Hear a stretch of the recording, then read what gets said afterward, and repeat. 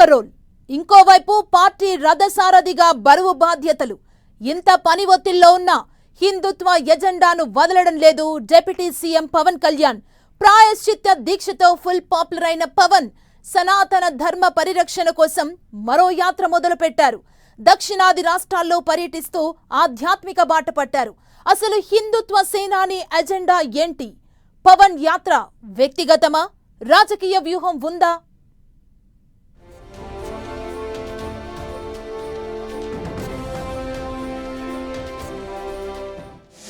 దక్షిణాదిలో జనసేనాని సనాతన ధర్మ పరిరక్షణ యాత్ర.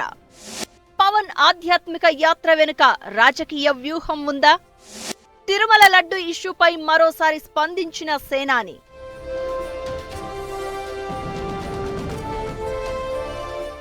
జనసేన అధినేత ఏపీ డిప్యూటీ సీఎం పవన్ కళ్యాణ్ ఆధ్యాత్మిక బాట పట్టారు. నిన్న మొన్నటి వరకు స్పాండిలైటిస్ సమస్యతో బాధపడ్డ జనసేనాని ఇప్పుడిప్పుడే కోలుకుంటున్నారు. కాస్త ఆరోగ్యం మెరుగుపడగానే దక్షిణాదిలో ఆలయాల ప్రదక్షిణకు బయలుదేరారు.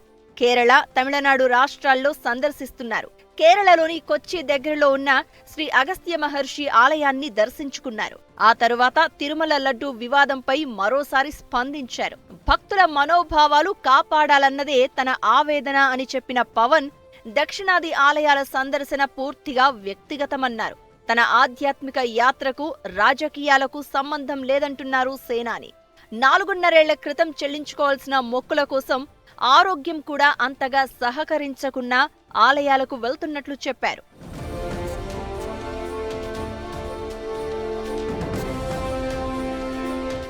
తిరుమల లడ్డు ఇష్యూ అప్పుడు ప్రాయశ్చిత్త దీక్ష చేసిన పవన్ అప్పట్నుంచి నేషనల్ టాపిక్ అయ్యారు. సనాతన ధర్మ పరిరక్షణ బోర్డు ఏర్పాటు చేయాలని డిమాండ్ చేసి ఇంకా ఫేమస్ అయ్యారు. ప్రాయశ్చిత్త యాత్రతో దక్షిణాది యోగి అంటూ పవన్ కళ్యాణ్ పేరు మారుమోగిపోయింది.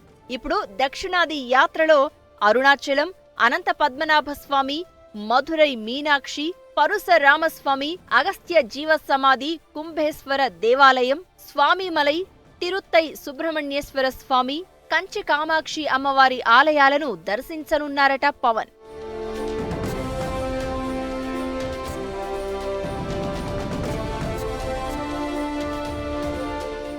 ధర్మ పరిరక్షణ యాత్రకు బయలుదేరిన పవన్ కాషాయ దుస్తులతో కనిపించారు. పంచెకట్టు, లాల్చి, భుజాలను కప్పుతూ కండువాతో ఆలయాల సందర్శన చేస్తున్నారు. తిరుమల లడ్డు ఇష్యూ అప్పుడు కూడా ఇలాంటి దుస్తులతోనే పవన్ ప్రాయశ్చిత్త దీక్ష చేశారు. అయితే ఆధ్యాత్మిక యాత్ర తన వ్యక్తిగతమని సేనాని చెప్తున్నారు. జనసేన వర్గాలు కూడా ఇదే విషయం చెప్తున్నాయి. రాజకీయ వర్గాల్లో మాత్రం చర్చ మరోలా ఉంది. బీజేపీకి దక్షిణాదిన పట్టు దొరకడం లేదు. దాంతో ఆ పార్టీ మిత్రుడిగా ఉన్న పవన్ కళ్యాణ్ ద్వారా సౌత్లో మరింత బలపడాలని భావిస్తోందట బీజేపీ.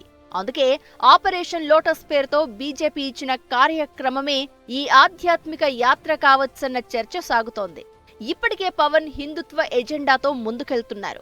ఓ రకంగా బీజేపీ నేతల కంటే కాస్త దూకుడుగానే రాజకీయం చేస్తున్నారు. అలా ఆయన రాజకీయ భావజాలం బీజేపీకి అనుకూలంగా ఉంటోంది. సనాతన ధర్మ పరిరక్షణ బోర్డు ఉండాలని డిమాండ్ చేసి హాట్ టాపిక్ అయ్యారు పవన్.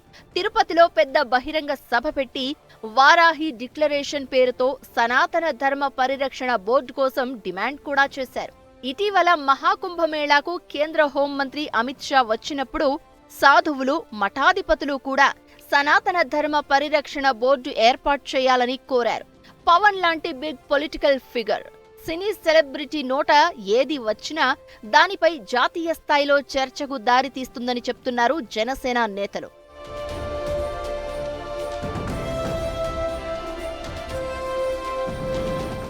ఇక దక్షిణాదిన కేరళ, తమిళనాడు, తెలంగాణ, ఏపీలలో బలపడేందుకు బలమైన శక్తిగా పవన్ ను ముందు పెడుతోందట బీజేపీ. ఇక ఆర్ఎస్ఎస్ కూడా సౌత్లో బీజేపీ బలపడాలంటే పవన్ లాంటి చరిష్మాటిక్ లీడర్ అవసరం ఉందని భావిస్తోందట. 2026లో కేరళ, తమిళనాడు రాష్ట్రాల్లో ఎన్నికలు ఉన్నాయి. అక్కడ బీజేపీని బలంగా నిలబెట్టాలనే ఉద్దేశంతో కమలనాథులు పవన్ ను రంగంలోకి దింపారా అన్న చర్చ జరుగుతోంది. ఇప్పటికే తమిళనాడు బీజేపీ చీఫ్, మాజీ ఐపీఎస్ అన్నామలై తన పాదయాత్రతో అక్కడ బీజేపీకి మంచి ఊపు తీసుకొచ్చారు. దాంతో బీజేపీకి సీట్లు రాకపోయినా మొన్నటి లోక్సభ ఎన్నికల్లో ఓట్ల శాతం డబుల్ డిజిట్కు చేరింది. తమిళనాడులో బీజేపీ పార్టీ అంటూ ఒకటుందనే విషయాన్ని ప్రజల్లోకి తీసుకెళ్లగలిగారు. అటు అన్నామలైతో పాటు ఇటు పవన్ను ముందుంచి రాజకీయం నడిపించాలని భావిస్తున్నారట కమలనాథులు. బీజేపీ పెద్దల సూచన మేరకే పవన్ ఈ ఆధ్యాత్మిక టూర్ ప్లాన్ చేసినట్టు రాజకీయ వర్గాల టాక్. ఇలా పవన్ దక్షిణాది ఆధ్యాత్మిక యాత్రలు జాతీయ రాజకీయాలను ప్రభావితం చేసే దిశగా సాగబోతున్నాయా అన్న చర్చ అయితే సాగుతోంది. చూడాలి మరి ఏం జరుగుతుందో.